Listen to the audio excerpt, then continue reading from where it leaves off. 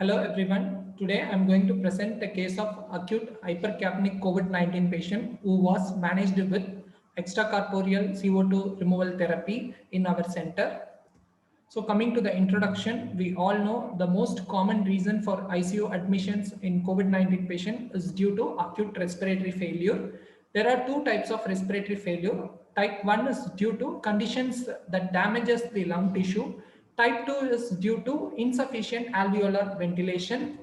So our patient is of type 2 respiratory failure. This condition is most common in COPD, lung fibrosis and ARDS patient where you find a very high levels of carbon dioxide level in blood.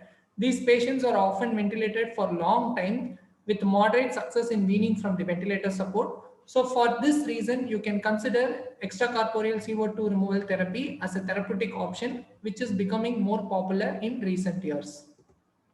Coming to our case, we had a 48-year-old female patient who contacted COVID-19 infection from a marriage function. She was admitted to ICU in view of respiratory distress.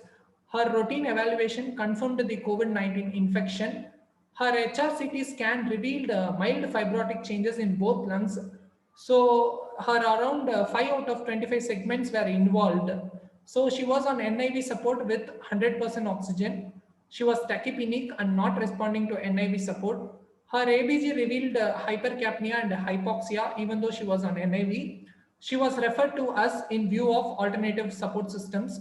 So we decided to put her on ECCO2R therapy with conventional circuit on third day of admission. So what is this extracorporeal CO2 removal?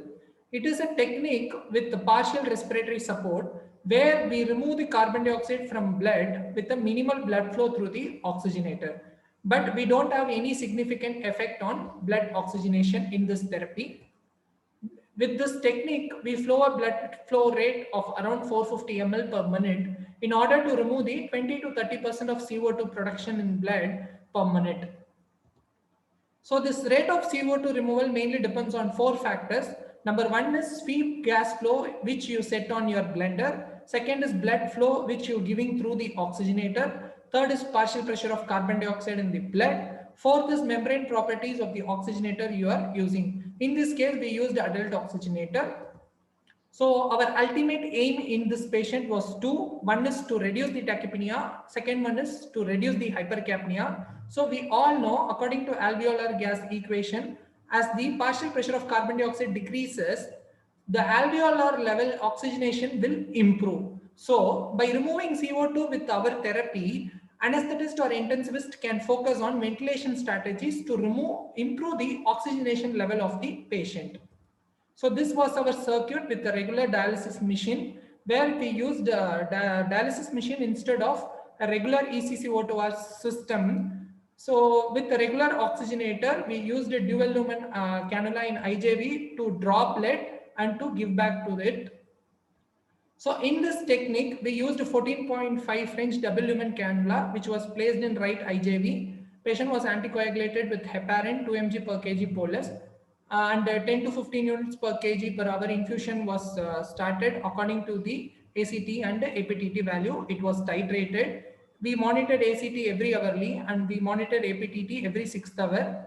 So ACT was maintained more than 300 seconds and APTT was maintained 1.5 times more than normal range. And our blood flow rate was around 400 to 450 ml per minute. Our sweep gas flow was around 1 to 2.5 liters per minute. So we were very cautious about ACT and APTT level because many of our colleagues has reported anticoagulation and hematological disorder problems in COVID-19 patient. And our total duration of extracorporeal CO2 therapy was around 32 hours, 20 minutes. So this was our ABG pre and post therapy. So this initial ABG was taken on NIV where she was severely acidotic and her PCO2 levels was very high and her respiratory rate was around 32.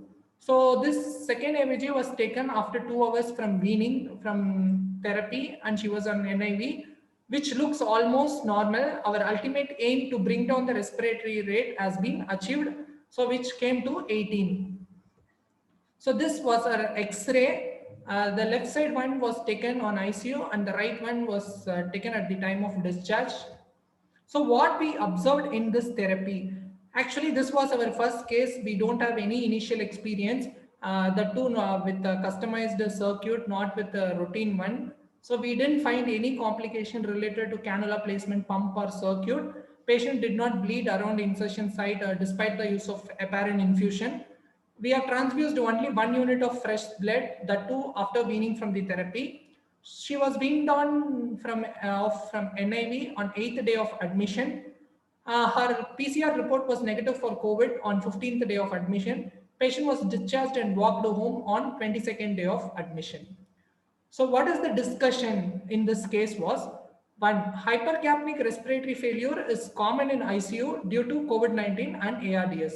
So low flow extracorporeal CO2 therapy does not support oxygenation. It only clears a proportion of carbon dioxide produced. Next is ECCO2 has shown to improve mortality and decrease the need for intubation. So we know there are a variety of ECCO2 systems available across the world with the different flows and different sized oxygenators. I think in India, many centers don't have ECCO2 systems, and which is quite costly. So because of financial constraints of our patient, we also couldn't afford it.